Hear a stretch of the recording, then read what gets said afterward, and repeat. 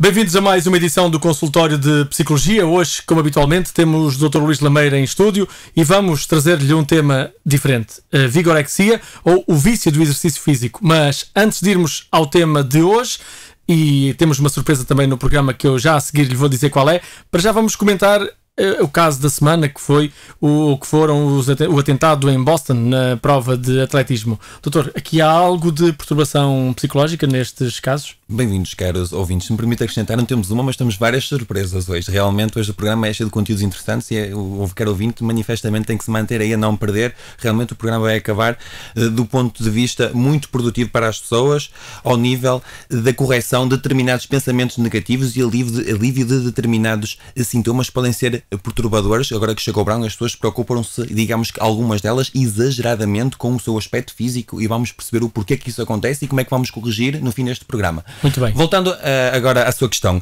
atentados em Boston. Realmente é quase perturbador dizer isto, mas não estamos na presença de um quadro clássico de uma perturbação mental. E faço o paralelismo com outro tipo de situações que aconteceram no passado. Há poucos meses atrás, eu falei sobre uma perturbação, que é, ou melhor, um síndrome, que é o síndrome de Amok, que é o indivíduo que entrou numa escola primária, tentou matar o máximo número possível de crianças, e não só, e também de professores que estavam lá, funcionários dessas mesmas classes em que estavam lá a lecionar, e depois corre o risco de pôr fim à sua própria vida, ou em outras situações, quando acontece o síndrome da Amok, põe-se a jeito, passa a expressão, para levar então para ser alvejado por parte da polícia. Neste caso, a motivação não é do ponto de vista psicopatológico, não há um quadro psicopatológico clássico em que indica que aquele indivíduo é um psicopata, aquele indivíduo é perturbado, aquele indivíduo sofre de algo que leva à desrealização, tal como aconteceu nesse caso naquela escola primária, como já em anos anteriores em algumas faculdades, indivíduos jovens, armados, e entram por entre universidades e escolas, desatam a matar, e depois muitos deles cometem o suicídio. Estamos a falar de indivíduos entre os 20 e 25 anos, normalmente são indivíduos com um alto nível académico. Neste caso, a principal motivação é ideológica, ou seja, são indivíduos extremamente xenófobos, da extrema-direita, nacionalistas, e que não se adaptaram, não é? E que não se adaptaram, digamos que, aos condicionantes do meio norte-americano. Neste caso estamos a falar da realidade de Boston. São indivíduos de origem de uma província da Rússia em que está em voga o radicalismo e o ultranacionalismo, que é o da questão, e adaptaram-se do ponto de vista, digamos que social, do ponto de vista mental, ficaram a ruminar e revoltados com a realidade em que estavam inseridos. Um deles, o mais novo, que ainda continua vivo, o de 19 anos, salvo erro. Esse, o mais novo dos irmãos, tirava boas notas, era muito conhecido por ir a festas, sociável. No entanto, ele, quando ia a festas, não se integrava completamente nos hábitos norte-americanos. Apesar de já ter nacionalidade norte-americana, isso revoltou e chegou a determinado ponto em que fez o clique, o acumular de ruminar de pensamentos negativos, o que levou a ter esse comportamento macabro e houve um tio dele que disse que, inclusivamente, eles não se tinham adaptado à sociedade. No fundo é isso, a própria família percebe que eles não estão integrados na sociedade. Normalmente, o perfil desses indivíduos é famílias disfuncionais, mãe solteira e ausente, e logo que, à partida, nós não tínhamos os dois alicerces principais na educação, não há uma transmissão de bons princípios e valores do ponto de vista de conseguir frustrar a criança para se adaptar a uma realidade que muitas vezes não gosta. Nós há coisas que gostamos mais, outras que gostamos menos na realidade portuguesa. Agora temos é que nos adaptar, que remédio temos, certo? Agora, aquilo que podemos perceber da realidade norte-americana é o seguinte, e às vezes as pessoas questionam-me, será que isto pode acontecer em Portugal? É improvável acontecer em Portugal, e passo a explicar porquê. Porque um indivíduo desses gosta do mediatismo. E o facto de ter acontecido um atentado em Boston, numa maratona conhecida a nível mundial, uma das mais conhecidas e mais famigeradas, a mais mediática mesmo, atrevo-me a dizer isso, leva a que a sua causa se espalhe perante o mundo. Ou seja, a revolta perante os norte-americanos, a revolta perante esta sociedade, entre aspas, capitalista. Em Portugal, os efeitos ao nível da comunicação social já não seriam tão grandes, já não seriam tão globalizados. Porque, no fundo, aquilo que se assemelham, tanto o perfil do indivíduo perturbado mentalmente, aquele que entra numa escola é capaz de matar desenfreadamente e depois suicidar-se, para com estes indivíduos que têm uma causa ideológica, xenófoba e de extrema-direita, é que procuram um mediatismo, procuram ser mártires reconhecidos pela sua causa. No entanto, uma delas é uma causa, e entre aspas, mais racional, passa a expressão, no sentido do indivíduo não se desrealizar da sua realidade e saber exatamente aquilo que está a falar. Ou seja, por um lado temos um indivíduo imputável. Por outro, temos um indivíduo inimputável, ou seja, um distingue a realidade da ficção, o outro não distingue. Um é perturbado mentalmente, que é o que entra na escola e mata desenfreadamente e não se importa de morrer. O outro, que já... Nós reparamos que eles fugiram até à polícia, certo? O outro, já não verificamos aí um quadro psicopatológico mental, mas sim uma ideologia e uma luta desenfreada para propagar essa ideologia globalmente. Muito bem. Doutor, está feito o primeiro tema de hoje, uma pincelada sobre o que aconteceu em Boston. Mas hoje também temos o desafio, e eu vou anunciá-lo desde já. Vamos desafiar os nossos ouvintes a ligarem, se quiserem tirar alguma dúvida sobre o tema de hoje ou outro tema qualquer. O Dr. Luís Lameira vai ficar com a pergunta e vai responder na próxima semana. Basta ligar o 252-299-570 e nós encaminhamos a pergunta para uma gravação que depois ficará disponível para as respostas do Dr. Luís Lameira. Não é assim, doutor? Exatamente. Estamos aqui disponíveis para esclarecer todas as perguntas que os ouvintes queiram colocar, direto ou indiretamente relacionadas com este tema, e mesmo que não estejam relacionadas, estamos aqui também para esclarecer. E hoje escolhemos a vigorexia, que é o vício do exercício físico. Estamos a chegar ao verão, o sol, e esta semana curiosamente o sol apertou mesmo, já há muitos músculos ao sol, embora esbranquiçados ainda. Estamos com bom tempo. Estamos com muito bom tempo, exatamente. Mas vamos lá, doutor, o que é a vigorexia e a causa? E que causas é que é, quais os critérios para este diagnóstico? Nós temos 3 tipos de pessoas, que nesta altura, no melhor 4, que praticam um exercício físico. Temos as pessoas que praticam um exercício físico sazonal, chegam os primeiros dias de calor e realmente sentem que estão com uns quilinhos a mais, não estão na forma ideal para exporem o seu corpo direto ou indiretamente na praia ou noutros contextos, porque neste momento as pessoas realmente andam menos agasalhadas, digamos assim. Temos aquele indivíduo que pratica atividade física durante o ano do ponto de vista saudável. Temos ainda o indivíduo que exagera no exercício físico, mas poderá não sofrer de vigorexia na medida em que isso não o perturba no dia-a-dia, do ponto de vista do trabalho, em casa, com a família, com os amigos, numa relação conjugal e entre outros quadrantes da vida. E temos um indivíduo que sofre efetivamente de vigorexia, que é um quadro psicopatológico em que aí nós percebemos que irá influenciar as várias esferas importantes do seu dia-a-dia. É capaz de deixar de trabalhar para fazer exercício físico, é capaz de deixar de ir a um batizado, de ir a um casamento para fazer exercício físico, é capaz de ficar demasiado ansioso se há um feriado e realmente o ginásio não se encontra aberto, ou se realmente o ginásio está de férias e não conseguiram encontrar um ginásio na máxima proximidade para combater essa ansiedade.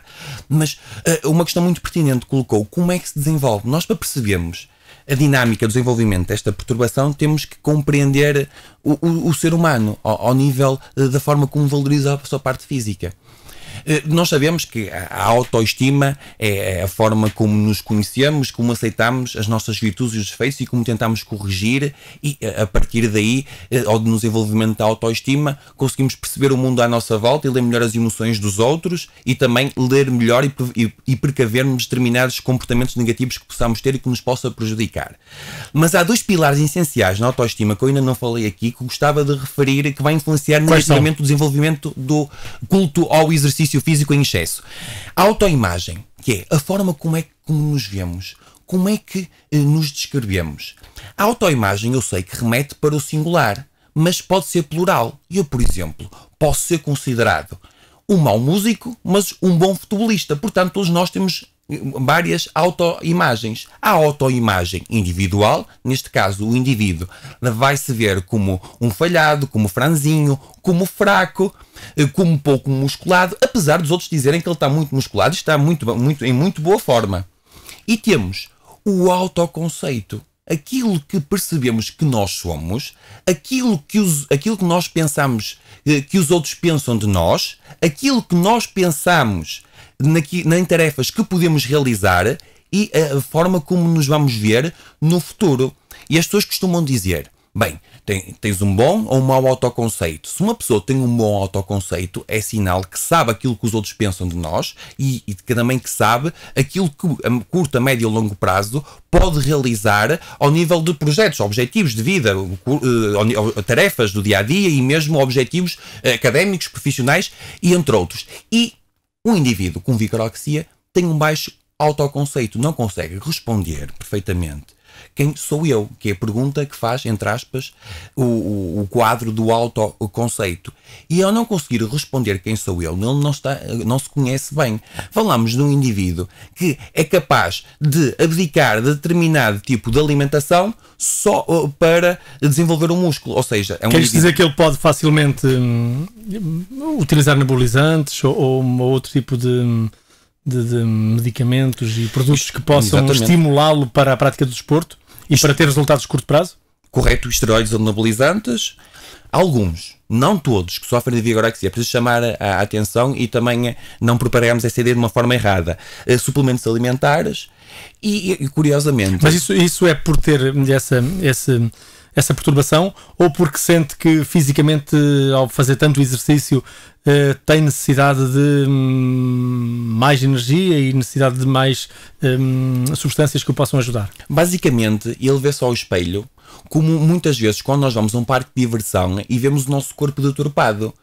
E aquilo que ele vê ao espelho não é a mesma coisa que nós nos vemos ao espelho, não é a mesma percepção que nós temos. A percepção dele está enviesada e ele vê-se como fraco e franzinho, apesar de muitas vezes estamos a falar de um indivíduo em que uma montanha de músculos passa a expressão. Para haver um quadro sintomatológico de vigorexia e excesso de exercício físico, vulgo, temos que ter consciência que o indivíduo, quando pratica exercício, depois a recuperação não vai ser funcional. Ou seja, vamos falar de indivíduos que, como consequência, sofrem de insónias, falamos de indivíduos que sofrem com problemas musculares, articulação, ou seja, a recuperação não se vai dar de uma forma funcional como se dá mesmo em atletas. E há alguma faixa etária onde esta perturbação seja mais influente ou é transversal? O perfil é entre os 18 e os 35 anos. Falamos basicamente de homens de classe média-baixa. É curioso, quando falamos de classe média-baixa,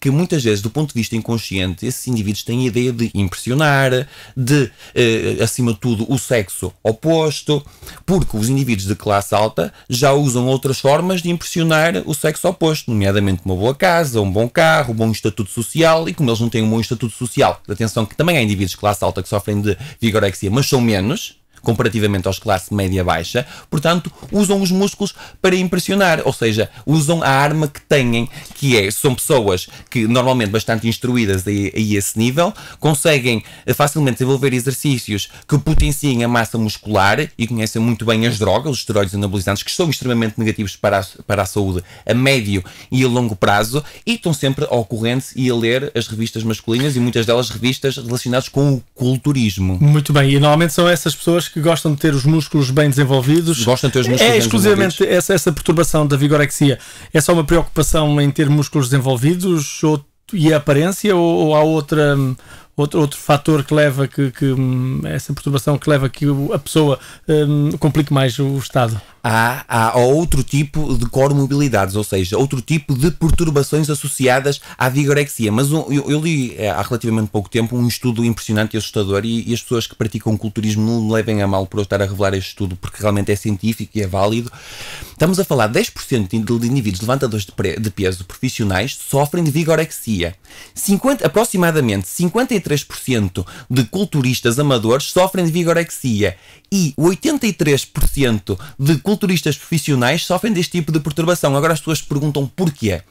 Ao contrário do futebol, ao contrário do basquetebol e de outro tipo de desportos, o culturismo é apenas a imagem, é o culto da imagem. Aliás, a vigorexia, curiosamente, em determinados determinadas comunidades científicas, determinados países, é referida como síndrome de Adonis. Adonis, que era um deus grego, que era o deus mais belo da antiga Grécia, em que a própria Afrodite, a deusa do amor, se apaixonou por ele, e até outra, que era a Persefone, que era outra deusa, também se apaixonou. Portanto, estávamos ali no triângulo amoroso, e Zeus, que era o deus dos deuses, decretou que ele tinha que passar a metade do tempo do ano com uma e metade do tempo do ano com outra. Portanto, estamos a falar, isto para referir esta pequena história, que é atingir a perfeição, algo que não é possível atingir, e o indivíduo não vai conseguir atingir aquilo que pretende nunca, por mais que se esforce. E respondendo agora à sua pergunta, nós falamos de uma perturbação disfórmica corporal. O que é que isto é? Falamos de um indivíduo em que, quando se olha ao espelho, pode detectar anomalias que, no fundo, não são anomalias. Por exemplo, se eu tenho uma espinha na cara, é natural que conviva saudavelmente com ela, mas a lei já pode fazer um drama e pode ir logo ao médico e quer ser sujeito a uma intervenção cirúrgica de forma a retirar essa mesma espinha ou uma pequena cicatriz. Muitas vezes, imaginam, associado a este tipo de perturbações, associam uma cicatriz, ou melhor, imaginam uma cicatriz na cara que efetivamente não existe, deixando de crescer a barba. Imaginam que o teu próprio cabelo está a cair utilizando boné com medo de ficar sem cabelo, ou seja, determinadas atitudes irracionais de forma a prejudicarem o seu dia-a-dia. E o que é que isso pode levar? Vai levar a consultarem determinados médicos cirurgiões, a serem sujeitos a determinadas intervenções médicas com o objetivo de corrigirem pseudo-anomalias físicas que não existem, que apenas está na cabeça dele, onde efetivamente não se verifica nenhuma anomalia, nem é disfuncional do dia-a-dia. E um ponto importante a referir: 16% das pessoas que são sujeitas a intervenções cirúrgicas sofrem de uma perturbação disfórmica corporal. É um ponto curioso a Mas, doutor, antes de irmos às consequências da vigorexia e depois algumas dicas para os ouvintes resolverem consigo próprios esta perturbação, eu desafio os ouvintes a ligarem. Se quiserem tirar alguma dúvida com o Dr. Luís Lameira, basta ligarem para o 252-299-570. Depois escolha o tema, pode ser este ou outro tema qualquer relacionado e com o foro psicológico, e o Dr. Luís Lameira estará disponível para responder. Se hoje não tivermos tempo, ficará de certeza para a próxima semana. A gravação da sua pergunta estará sempre aqui connosco e depois teremos a resposta ou hoje ou na próxima semana. Mas vamos para já então saber que consequências estas da vigorexia. Alguns indivíduos que praticam, nomeadamente, o culturismo, em que falamos de pessoas que obrigatoriamente, para terem aqueles músculos, eu até convido os ouvintes, até algumas revistas que são comercializadas nos nossos quiosques aqui na zona da Póvoa, Vila do Conde, Porto, etc. São espanholas, em que é um desporto muito mais em voga do que em Portugal, se bem que em Portugal também já começam a surgir pequenos núcleos. Atenção, nada contra o desporto, mas contra o excesso desse mesmo desporto. O doutor passou o programa até agora a falar, digamos, como mote principal do culturismo, e eu coloco-lhe um que está na moda muito agora, que é o ciclismo. As pessoas fazem horas e horas e horas, e há pessoas que todos os dias, ou no ginásio ou na estrada, fazem horas e horas. Isso também é algum perfil ou alguma perturbação que possa estar latente em alguns dos casos de vigorexia? Pode, efetivamente pode. Agora, é preciso referirmos um ponto em concreto. A diferença entre o ciclismo para um quadro de vigorexia é que o indivíduo que se vê ao espelho, na vigorexia, vê-se de uma forma deturpada, ou seja, aquilo que ele pensa dele não corresponde à realidade, ao contrário do ciclismo, em que aí, digamos que a pessoa vai tentar, com certeza, ultrapassar determinados obstáculos, exceder-se, melhorar os seus tempos. Agora, se repararmos que um indivíduo que pratica ciclismo muitas horas por dia, ao ponto de abdicar, por exemplo, de estar com a família, ao ponto de chegar atrasado ao trabalho, de influenciar negativamente o rendimento dele no trabalho, de influenciar negativamente as relações que ele tem com os amigos, na educação do filho, etc., aí podemos estar na presença de um quadro obsessivo-compulsivo, por exemplo, e não de uma perturbação ao nível da vigorexia, porque na vigorexia aquilo que reparamos é o culto da imagem, tal como eu referi a Adonis, o deus, a perfeição da mitologia grega. Muito bem, vamos então às consequências muito rapidamente, para depois irmos às dicas. E já agora, já sabe, pode ligar 252-299-570 e registra a sua questão para o Dr. Luís Lameira depois responder. Muito bem. E eu basicamente nas consequências, eu até já referi algumas anteriormente, a nível hipertrofia ao nível muscular, falámos de deformação corporal, que leva os esteroides anabolizantes a esse nível, referimos-nos pessoas que têm dificuldades em dormir, podem ficar deprimidas. E o que é que leva à depressão? Ou seja, nós temos determinadas substâncias que são produzidas no cérebro quando praticamos desporto, muitas vezes excessivamente, que levam a um extremo bem-estar. E os indivíduos, quando estão abstinentes por parte dessa substância, ou seja, se passam 1 ou 2 dias sem praticar desporto, entre aspas, excessivamente, vão ficar carentes dessa substância e automaticamente poderão desenvolver um quadro sintomatológico depressivo. Nós temos relatos, ao nível da comunidade científica, de alguns indivíduos que sofreram ataques cardíacos pelo consumo excessivo de esteroides anabolizantes. São indivíduos que a médio prazo poderão ficar impotentes. Nas mulheres há uma falta de desejo sexual, e de referir ainda que desenvolve-se primeiro a vigorexia, logo depois podem desenvolver-se uma série de perturbações. Posso referir outra, que é ortorexia. O que é que isto é? São indivíduos viciados apenas em comida saudável. Ao contrário da anorexia, que abdicam de comer. Na ortorexia, comem maioritariamente alimentos crus, normalmente não vão a festas, e quando vão a festas têm que ser eles a cozinhar, recusam-se a ir a um casamento, a um batizado, uma despedida de solteiro, etc. Porquê? Porque realmente eles querem tomar todo o controle da sua alimentação. E ao tomarem todo o controle dessa mesma alimentação, conseguiram monopolizar o que está à volta do que diz respeito à parte da culinária, da cozinha, de certa forma é uma forma subconsciente que eles arranjam para controlar a sua saúde física. E se descaírem, vão sentir um enorme mal-estar, vão sentir que poderão estar a desenvolver uma doença grave ou uma perturbação psicológica, porque realmente acreditam, levam à máxima aquela regra: nós somos aquilo que comemos. Mas muito rapidamente, e só antes de passarmos às dicas, é muito importante referirmos que o excesso do exercício físico não está só presente na vigorexia, está também presente na anorexia e na bulimia. Nós na anorexia verificamos que a pessoa tem menos 15% do peso do que aquilo seria normal, e para conseguir controlar essa extrema magreza, e tal como o vigoréxico, vê-se também de uma forma deturpada ao espelho.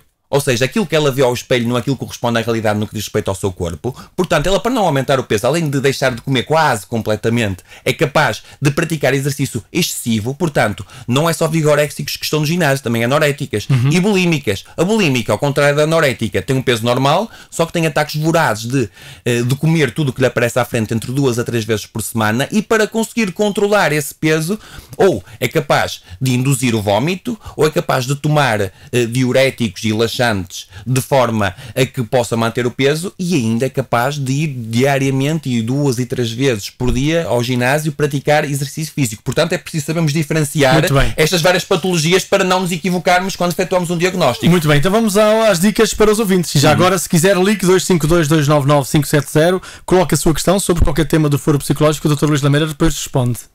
É importante referirmos aqui um ponto essencial, isto também serve como uma dica, que é: a vaidade é diferente de uma perturbação disfórmica corporal, da forma como nos vemos enviesada, porque uma pessoa pode ser vaidosa e pode ter orgulho na forma como é, na forma como se veste, na forma como se arranja, na sua parte física, na sua parte psicológica, e pode continuar a cultivar esses aspectos que acha positivos. Agora, na parte da vigorexia há o exagero, a pessoa rumina sobre essas ideias sobre a sua vaidade. Portanto, é preciso sabermos distinguir esse ponto em concreto. Dicas para os ouvintes: acima de tudo, trabalhar a autoestima.